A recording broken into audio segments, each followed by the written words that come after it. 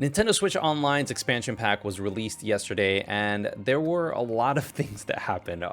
Overall impressions on the internet, there were some data mining that was happening and showed a little bit more about the future of Nintendo Switch Online's expansion pack. But more importantly, I wanted to talk about my experience and whether or not this is something that I would recommend to you if you are on the fence.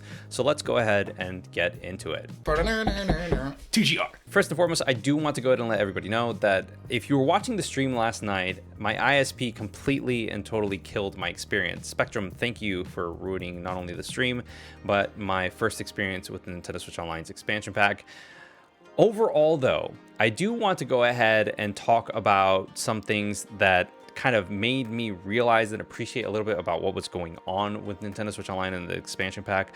When everything was settled, I had to connect my PC directly into my modem in the other room, and I had to set up a wireless network using my cell phone to create a mobile hotspot so I could play Nintendo Switch on and connect it to that hotspot. Using that hotspot, I was playing with Rain, who lives in Germany, and I'm in Florida, and we had a relatively decent experience, aside from audio issues that came in because of poor audio quality, whatever you want to call it. It was creepy. It was just some creepy stuff was happening. Okay.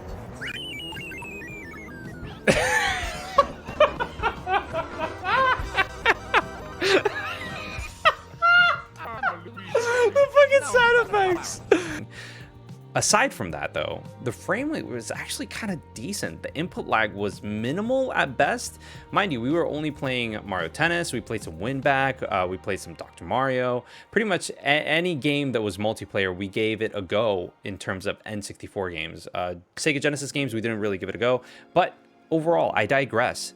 Given the limitations of my setup, I was still able to go ahead and have a decent experience. I was still able to go ahead and have fun.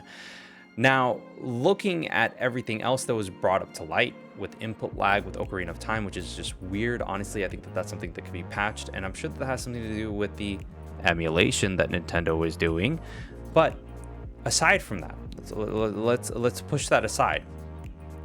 The price is something that should be talked about. And when the price was initially released during the ACNH Direct, I said flat out, this is something that I plan on getting. This is something that I see myself getting because I never had an N64 growing up.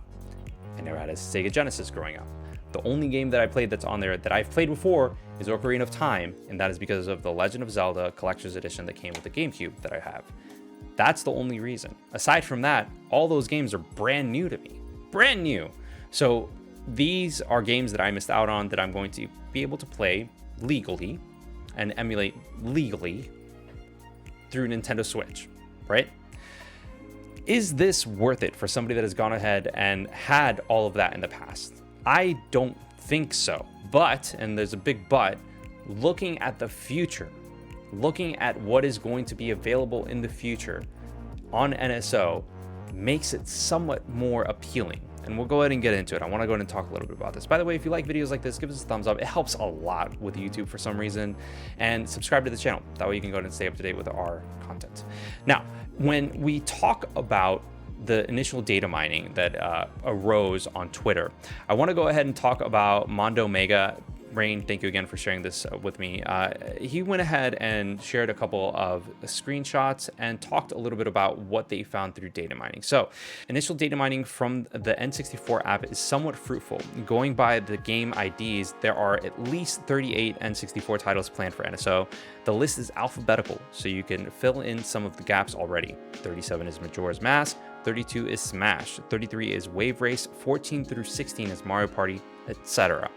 Mega Drive proved to be even more interesting, at least 52 here. And if you're still questioning additional NSO platforms beyond these two, look at the first number of the game IDs for each platform. N64 is 3, Mega Drive is 5, SNES was 2. You can figure out what that means. So for a lot of people, when NSO was starting to kind of get to that point where, oh, we're going to get a new platform, Initially, Game Boy, Game Boy Color, Game Boy Advance. Those were the games that people were initially thinking that they were going to bring that handheld catalog straight onto the Switch. It makes sense. It's going to be easy, and it's just going to be something that is going to bring a lot of people onto the platform.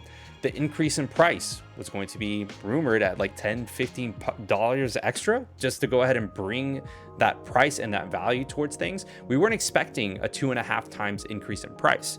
So looking into the future of what could possibly come onto the platform makes me question whether or not that is worth it.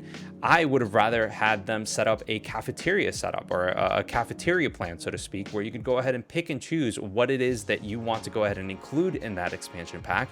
And then from there, your price would fluctuate depending on what you bundled in that plan.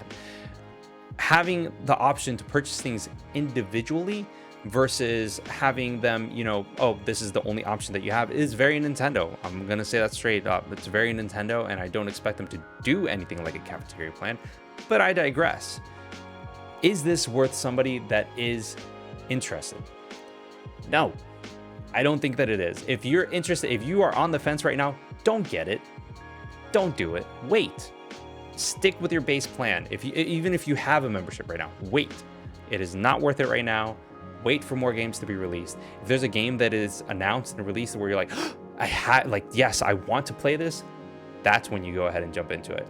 But as of right now, I don't think it's worth it. I don't think that it's worth 2.5 times whatever you were paying right now for the base NSO plan.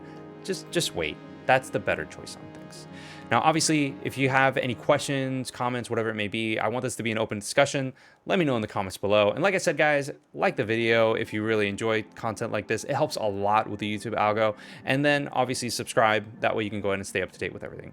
Now, guys, it was a pleasure talking to y'all. We'll see you next time. Peace. Hope you enjoyed the video. If you want to see more and stay up to date, subscribe, hit the little bell, and join our Discord. If you want to support the channel, please check out our Patreon or hit the join button below. As always, thanks for your support and thanks for watching.